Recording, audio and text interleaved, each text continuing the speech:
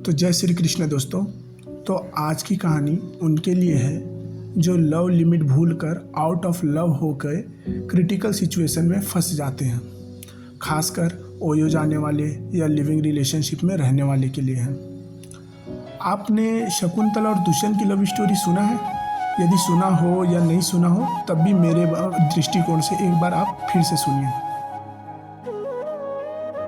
शकुंतला जो विश्वामित्र और मेनका की बेटी है, उसे कंडव ऋषि अडॉप्ट किए होते हैं और उनका पालन पोषण एवं उनको शिक्षा ग्रहण सब करवाते हैं। और तब शकुंतला जवान हो चुकी है और एक समय जब हस्तिनापुर के राजा दुष्यंत थे तब वह ऋषि दर्शन के लिए कंडव ऋषि के आश्रम आते हैं। तब ऋषि कंडव किसी प्रोजेक्ट के सिलसिले में बाहर विजिट करने गए होते हैं। तब आश्रम की जिम्मेदारी शकुंतला के पास थी। दोनों को एक दूसरे को देखकर लव एट फर्स्ट साइट हो जाता है। दोनों एक दूसरे से बात करने के बहाने मिलते जुलते रहते हैं और फाइनली दोनों का लव सक्सेसफुल हो जाता है और दोनों गंधर्व विवाह कर लेते हैं, जिसे आजकल लव मैरिज कहते हैं। और फिर दोनों लिव इन में रहना चालू कर देते हैं और एक दूसरे के प्यार में पूरे डूब जाते हैं।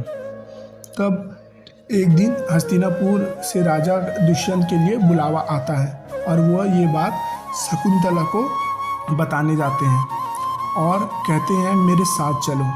तभी शकुंतला उन्हें बताती है मैं प्रेग्नेंट हूँ और अब तक मेरे पिता समान कंडव ऋषि आए नहीं हैं और अडॉप्टेड डॉटर होने के नाते मेरी जिम्मेदारी और बढ़ जाती है और हमारी शादी के बारे में भी उन्हें नहीं पता है।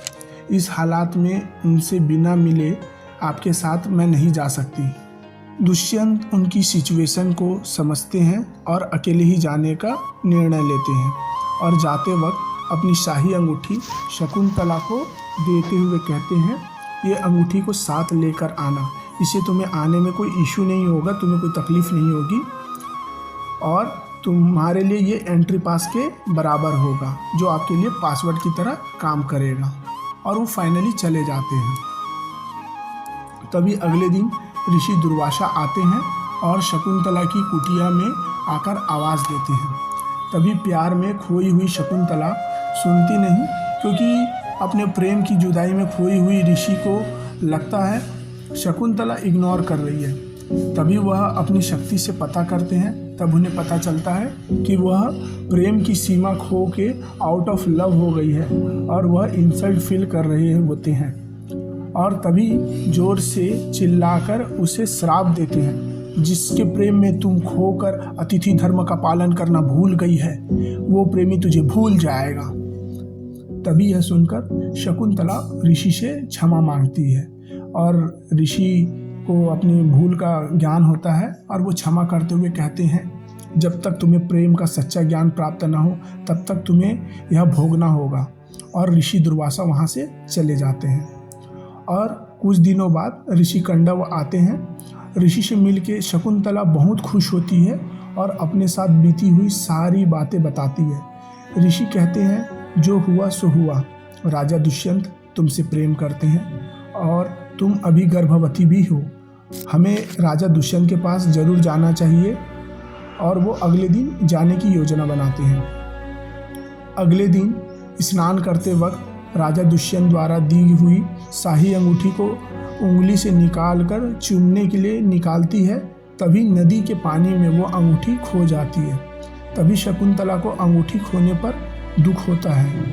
फिर भी वह राजमहल जाते हैं और पहले तो उन्हें पहचानने से इनकार कर दिया जाता है, पर फरियादी के तौर में शकुंतला को पेश किया जाता है। शकुंतला उन्हें देखकर बहुत खुश होती है। दुष्यंत को कोई प्रभाव नहीं पड़ता, क्योंकि ऋषि द्वारा दिए गए श्राप के कारण राजा दुष्यंत शकुंतला को भूल गए होते हैं। और वहीं पर हमें एक lover one sided love show करती है और दूसरा उसे इग्नोर करता हुआ ये सिचुएशन हमें देखने को मिलता है।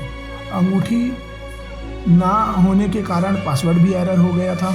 तभी शकुंतला का बच्चलन यानी कि कैरेक्टरलेस और बुरा भला कहकर राजमहल से निकाल दिया जाता है और प्रजा भी उसे पत्थर मारती है और उसे यह सोचती है कि हमारे राजा को बदनाम करने के लिए बाहर की कोई फालतू औरत आई है।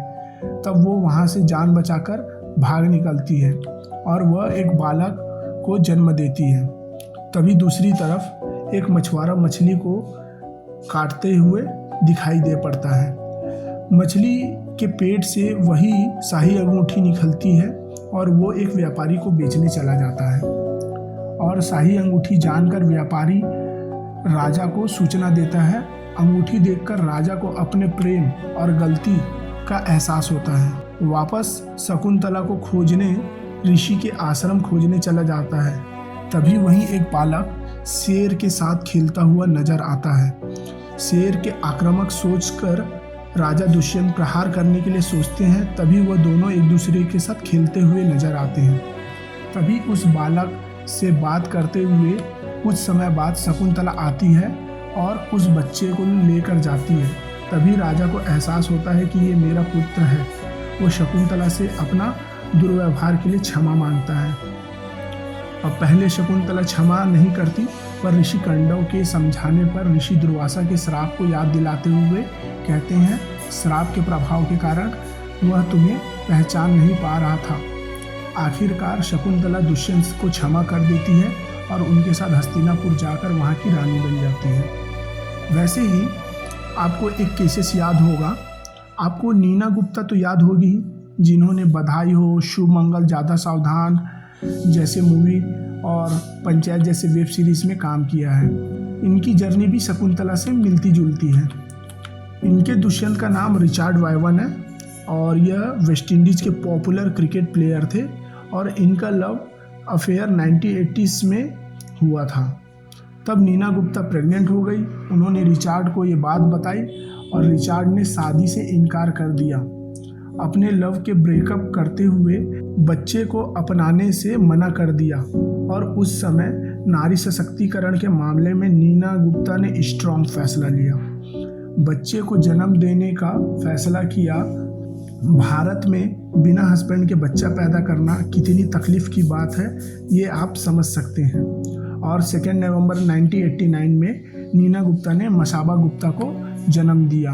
मसाबा गुप्ता कहने का कारण यही है क्योंकि उन्होंने अपना नाम, अपना सरनेम सब कुछ दिया। उनकी डैड से उन्होंने कुछ नहीं लिखाया और उसे पढ़ाया लिखाया और 2 जून 2015 में इनकी शादी भी करवाई। रिचर्ड वायवन इसमें शामिल भी हुए। ये सब इसलिए पॉसिबल हो पाया क्योंकि Neena Gupta financial and mentally strong भी थी और एक नारी होने के नाते उनकी एक रिस्पॉन्सिबिलिटी को वो समझ पाई, जो एक समय शकुंतला ने किया था और आज नीना गुप्ता ने किया। और हम आज भी वही हैं, कभी शकुंतला और कभी नीना गुप्ता, कभी दुष्यंत, कभी रिचर्ड वायवन। कहानी वही है। बस इतना जान ले कि आप कभी ओयो जाते हैं या लिविंग्स में रहने से पहले इन बातों को ध्यान रखते हुए कि यह सब समस्याएं हमारे साथ भी जा सकती हैं। इसका इंजाम या तो शकुंतला या नीना गुप्ता ही होगा। भारत में अब तक 2023 तक 18,000 मामले जो लिव इन रिलेशनशिप और ओयो में जाने के कारण क्राइम अंजाम को देने वाले ऐसे वारदात नज़र आए हैं। यदि आपको हमारी वीडियो अच्छी लगी तो हमारा चैनल सब्सक्राइब कीजिए, वीडियो पूरा देखिए और कमेंट बॉक्स में अपनी ओपिनियन हमें पक्का दीजिए।